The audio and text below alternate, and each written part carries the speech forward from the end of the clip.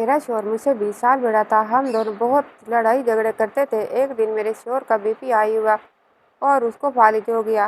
وہ بستر پر پڑا رات کو روتا رہتا اور اشارے سے بار بار اسٹور روم کی طرف اشارہ کرتا تھا۔ میں اسٹور روم میں جا کر دیکھتی تو وہاں اندر کوئی نہیں ہوتا تھا۔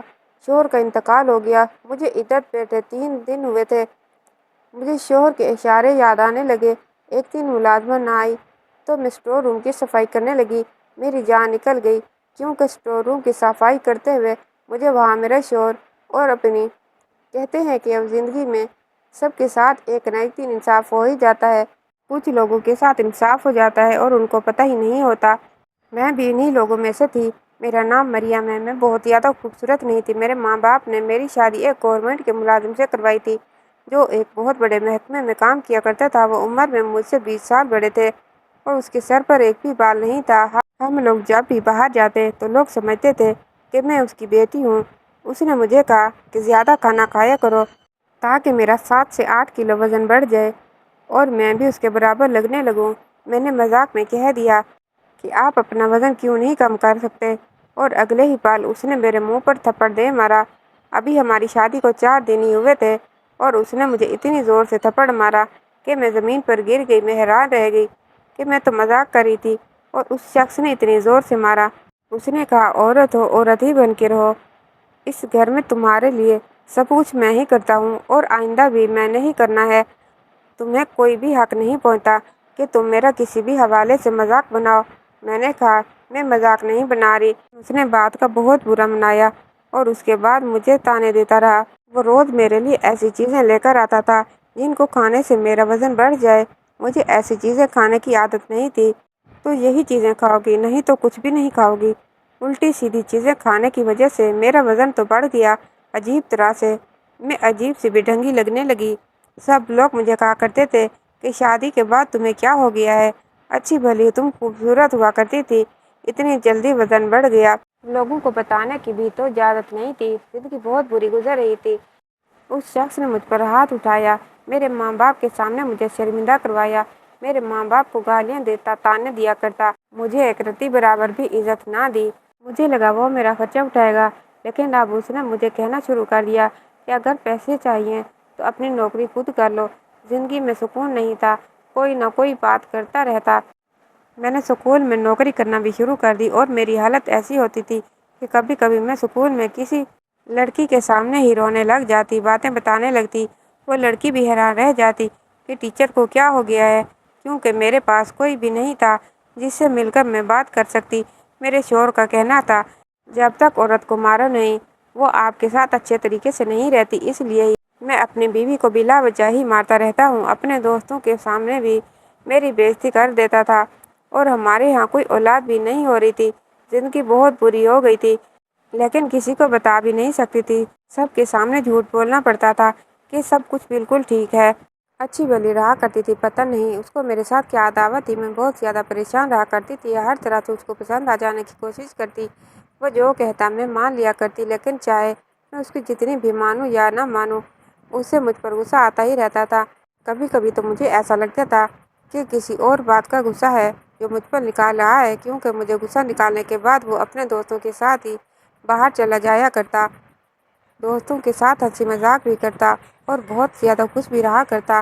گھر بھی دوست آ جاتے اور جس دن اس کا کوئی دوست آ جاتا میرا پورا دن کچن میں گزر جاتا، لیکن میں کوئی شکایت نہ کرتی۔ پھر بھی میں ہی اس کے لیے بری تھی۔ مجھے سمجھ نہیں آتا تھا کہ یہ سب کچھ کیا ہو رہا ہے میرے ساتھ۔ کبھی ایسا لگتا تھا کہ کسی کی نظر لگ گئی ہے یا پھر کسی نے مجھ پر جادو کر دیا ہے، کیونکہ جو بھی ہو رہا تھا وہ سمجھ سے باہر تھا۔ میرا شوہر جس آفس میں کام کرتا تھا وہ خوب رشوت لیا کرتا تھا، بار بار گاڑیاں بدلتا رہا کرتا تھا، اپنے لیے اچھی چیز لیا کرتا تھا، لیکن میری چیز کا اس کو خیال نہیں ہوتا تھا۔ میں اپنا خرچہ خود ہی پورا کیا کرتی تھی۔ اب تو ہم پورے محلے میں مشہور ہو گئے تھے کہ یہ لوگ آپس میں بہت لڑائی جھگڑے کیا کرتے ہیں، اور واقعی ہمارے بہت زیادہ لڑائی جھگڑے ہوئے۔ لیکن ایک دن کیا ہوا کہ اتنی بات بھی نہیں تھی، جتنا جھگڑا ہونے لگا میرے شوہر نے چیخنا شروع کر دیا۔ اس نے کہا میں نے تمہیں کہا تھا کہ میرے لیے گوشت پکا کے رکھنا اور تم نے دال پکائی ہے۔ میں نے کہا اگر گوشت کھانا تھا تو پھر اس کے پیسے بھی دے کے جانے تھے۔ ابھی میری تنخواہ نہیں آئی تو میں کہاں سے لے کر آتی؟ یہاں اس سے لڑائی شروع ہوئی اور پھر ادھر ادھر کی باتوں سے ہوتے ہوتے بات یہاں تک پہنچ گئی کہ میں تمہارے ساتھ رہنا ہی نہیں چاہتا، تم تو مجھے اچھی نہیں لگتی، ایک دن بھی میرے دل میں نہیں سمائی تم، مجبوری میں تمہارے ساتھ رہا ہوں۔ میرے شوہر نے بہت زیادہ غصہ کیا، اس کا بی پی ہائی ہو گیا اور اس کو کوئی عجیب قسم کا دورہ پڑ گیا۔ مجھے سمجھ نہیں آ رہی تھی کہ کیا سے کیا ہو رہا ہے۔ رات کا وقت تھا، میں نے ایمبولینس کو کال دی اور ڈاکٹر کے پاس لے کر گئے، لیکن ڈاکٹر نے کہا کہ آپ نے دیر کر دی، آپ کے شوہر کو فالج ہو گیا ہے، اب نہ تو یہ چل سکتے اور نہ ہی بول سکتے ہیں، ان کا سارا جسم بیکار ہو گیا ہے، سوائے ان کی آنکھوں کے اور ہاتھ کی 2-4 انگلیوں کے علاوہ۔ میرے شوہر کا پورا جسم بیکار ہو گیا تھا، اس نے غصہ کر کے بی پی ہائی کیا اور بی پی ہائی ہونے کی وجہ سے فالج کا دورہ بڑھ گیا۔ وہ 4 دن اسے ہسپتال میں رکھا گیا اور اس کے بعد گھر لے آئے۔ اب میں اس کا خیال رکھا کرتی تھی اور وہ کچھ بولتا نہیں تھا اور ہل بھی نہیں سکتا تھا، اس کی آنکھوں میں مجھے کوئی ندامت اور شرم نظر نہیں آتی تھی۔ میں بھی اس بات سے بالکل بھی خوش نہیں تھی۔ اس کے ساتھ یہ سب کیا ہوا، وہ میرا شوہر تھا، میرے دل میں ایسی بات آ ہی نہیں سکتی تھی۔ بیوی کبھی بھی اپنے شوہر کا نقصان نہیں کروانا چاہتی، شوہر جیسا بھی ہو۔ اب اس کے گھر میں پیسے نہیں رہے تھے، میں نوکری بھی کرتی اور اس کو بھی سنبھالتی، گھر بھی چلاتی، سب کچھ کیا کرتی۔ میرے شوہر کی آنکھیں بدلنے لگی تھی، اس کے یہ احساس ہونے لگا تھا کہ جس عورت کو اس نے اتنا برا بھلا کہا، جس عورت کے ساتھ میں نے اتنا برا کیا، لیکن پھر بھی یہ میرے ساتھ کتنا اچھا کر رہی ہے۔ ایک دن میرے شوہر نے ایک عجیب اشارہ کیا، میں سمجھی نہیں کہ وہ کیا چاہتا ہے۔ ویسے اس نے انگلیوں سے اشارہ بنایا ہوا تھا، جس کا مطلب تھا کہ باتھ روم میں جانا ہے یا پھر مجھے بھوک لگی ہے، لیکن آج اس نے جو اشارہ کیا وہ کچھ الگ تھا۔ وہ اسٹور روم کی طرف اشارہ کر رہا تھا، لیکن اس کا مطلب یہ نہیں تھا کہ اسے اسٹور روم جانے کی ضرورت تھی۔ میں نے پوچھا، کیا بات ہے، کیا چاہیے آپ کو؟ بار بار اشارے کیوں کر رہے ہیں؟ بلکہ مجھے سمجھ نہیں آ رہی تھی۔ میں نے کہا اسٹور روم جانا ہے۔ میں نے پوچھا تو اس نے نہ میں ہی اشارہ کیا۔ مجھے بالکل بھی سمجھ نہیں آ رہی تھی۔ میں نے کہا کہ مجھے آپ کی بات سمجھ نہیں آ رہی۔ میں نے گھر میں ایک نوکرانی رکھ لی تھی، کیونکہ آدھا دن گھر میں نہیں ہوا کرتی تھی۔ اگر اسکول میں بچوں کو پڑھانے نہ جاتی تو پھر کیسے گھر چلتا؟ آفس والوں نے بھی اس کا حساب کلیئر کر دیا تھا۔ انہوں نے کہا کہ اب یہ تو نوکری پر نہیں آ سکتا تو اس کی تنخواہ نہیں ملے گی، جو ابھی تک کی تنخواہ ہے وہ فنڈ بنے ہوئے ہیں، ان کو ملنے میں تھوڑا ٹائم لگے گا۔ اگر ان کو فون کیا کرتی تھی وہ کوئی اور ہی کہانی سنا دیا کرتے تھے۔ پیسے بھی ایک طرح سے اٹک ہی گئے تھے، ہمیں مل نہیں رہے تھے وہ پیسے۔ میرے شوہر کا کام ایسا تھا کہ اسے بہت لوگ جانتے تھے، اس سے ڈرتے کہ اس کے دستخط کے بغیر فائل مکمل نہیں ہوتی۔ دستخط کرنے کے لیے لاکھوں روپے کی رشوت بھی لیا کرتا تھا، لیکن اب اس کی حالت ہو گئی تھی کہ واقعی اس پر رحم آنا تھا۔ اس کے کچھ رشتہ دار بھی تھے جو پہلے تو اس کے آس پاس منڈلاتے رہتے تھے، اس سے پیسے وغیرہ بھی لے جایا کرتے تھے، لیکن آج کل بالکل بھی گھر نہیں آتے تھے، فون بھی نہیں کرتے تھے۔ میرے شوہر کو احساس ہو گیا تھا کہ اس کی مشکل وقت میں اس کی بیوی اس کے کام آ رہی ہے۔ میرا شوہر ہر روز رات کو اسٹور روم کی طرف اشارہ کرتا اور روتا رہتا، میں بھی رو پڑتی۔ مجھے اس کی حالت دیکھی نہیں جاتی تھی۔ ہماری شادی کو اتنا عرصہ تو نہیں ہوا تھا، صرف 3 سال کا عرصہ ہی تو ہوا تھا۔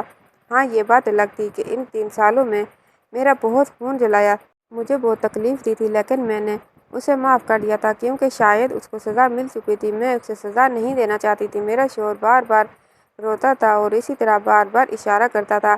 میں نے اس کی ضد پر جا کر دیکھتی بھی تھی، لیکن اسٹور روم میں ایسا کچھ نہیں تھا، نہ تو کوئی ایسی چیز ہو جو اس کو چاہیے تھی اور نہ ہی کوئی ایسی چیز جو اس کی تھی۔ انسان جو بستر میں مرد پر پڑا ہو، وہ اگر کوئی بار بار بات کرے تو ظاہر ہے کہ وہ ایک ضروری بات ہوگی، لیکن مجھے سمجھ نہیں آ رہا تھا۔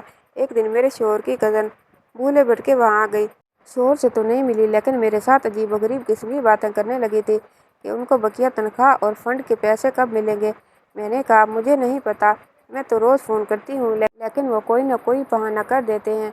وہ تو کافی سارے پیسے ہوں گے، ان کا کیا کرو گی؟ میں نے کہا ان کا علاج کرواؤں گی، شاید اس کو دوسرے شہر لے کے جانا پڑے، اس کا علاج ہو۔ اس کے کہنے لگی جہاں پر یہ کام کرتا تھا سنا ہے بہت رشوت چلتی ہے، جو پیسے لے کر آتا تھا وہ کہاں کرتا تھا؟ اس نے کہا دوسری شادی تو نہیں کی ہوئی تھی۔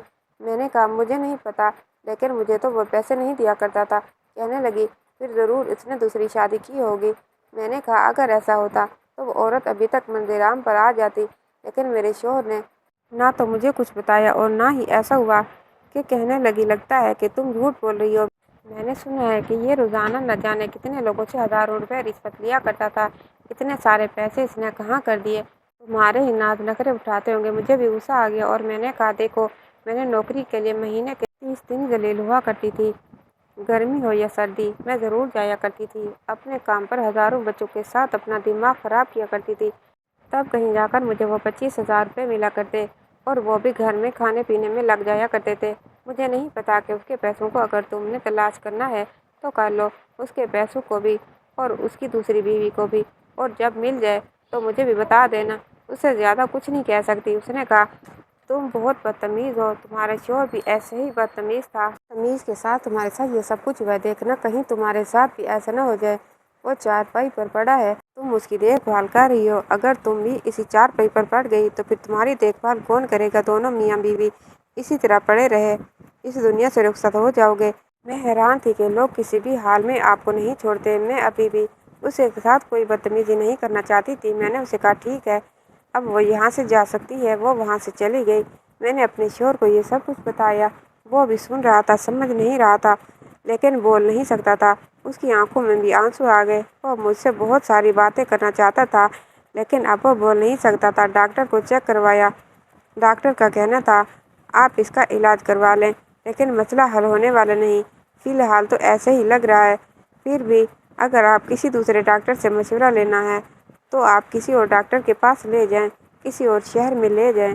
हम तो यही कह सकते हैं। डॉक्टर भी हर महीने आया करता था, लेकिन कोई भी अच्छी खबर नहीं सुनाया करता था।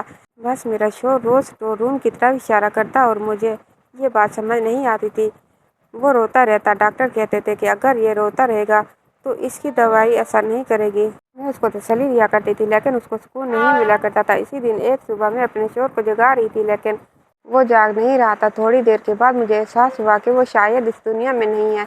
मेरे कदमों तले से ज़मीन निकल गई। मैंने फ़ौरन डॉक्टर को बुलाया। डॉक्टर ने कहा कि ये तो शायद रात में ही इस दुनिया से रुखसत हो गए, और यही इनके लिए अच्छा था, क्योंकि इस तरह की ज़िंदगी को जिया नहीं जाता। तो जब इंसान अपनी उम्मीद छोड़ देता है, वैसे भी जिंदा नहीं रहा जाता। मुझे अपने शौहर के जाने का बहुत दुख था। उसने चाहे जितना भी बुरा किया हो, फिर भी उसके साथ ऐसा कुछ नहीं होना चाहिए था। उसे जिंदा रहने का हक हासिल था। उसे दफना दिया और मैं इद्दत में बैठ गई। मैंने कहा, मैं इद्दत पूरी करूंगी। इस बीच में मेरे घर में नौकरानी आया करती थी और घर के कामों को वही किया करती थी। बाहर से सामान वगैरह भी ला कर दिया करती थी। मैं बाहर बिल्कुल भी नहीं जाती थी। अपने शौहर की रूह को इज्जत देने का मेरे पास यही तरीका था। मैं इद्दत पूरी करती। एक दिन दरवाजे पर दस्तक हुई और नौकरानी ने बताया कि आपसे कोई मिलने आई है, और उसके साथ 2 बच्चे भी। मैंने कहा, नाम क्या है उसका? जब उसने मुझे नाम बताया तो मैंने कहा कि मैं तो ऐसी किसी औरत को नहीं जानती। उसे बैठक में बिठाओ, मैं आ रही हूँ। जब मैं गई, मैंने उस औरत को देखा। मैंने उसको वाकई पहली दफ़ा देखा था और उसके बच्चों को भी नहीं देखा था। तो उसने कहा कि मैं तुम्हारे शौहर की दूसरी बीवी हूँ। हमारी शादी को 2 ढाई साल हो गए हैं, यानी जब उसने तुमसे शादी की उसके 4 महीने बाद ही उसने मुझसे शादी कर ली। मैं अपने बच्चों का और अपना हक लेने आई हूँ। मैंने जब उसकी ये बात सुनी तो मैं हैरान रह गई कि उसका मतलब है कि शायद मेरे शौहर के रिश्तेदारों को भी शक था कि मेरे शौहर ने दूसरी शादी कर ली थी। तभी तो वो औरत ये बात कर गई थी। जो औरत उस दिन मेरे घर आई थी, झूठ नहीं बोल रही थी। मैंने कहा, मुझे इस बारे में पता नहीं, और तुम्हें शर्म नहीं आई किसी शौहर से दूसरी शादी करते हुए? उसने कहा, देखो, शर्म की बात मुझसे नहीं करो। मैं भी मजबूर थी और मैं भी तुमसे ज़्यादा खूबसूरत हूँ और वो मुझे पसंद करता था। उसने मुझसे शादी कर ली और 2.5 साल में 2 बच्चे भी पैदा हुए।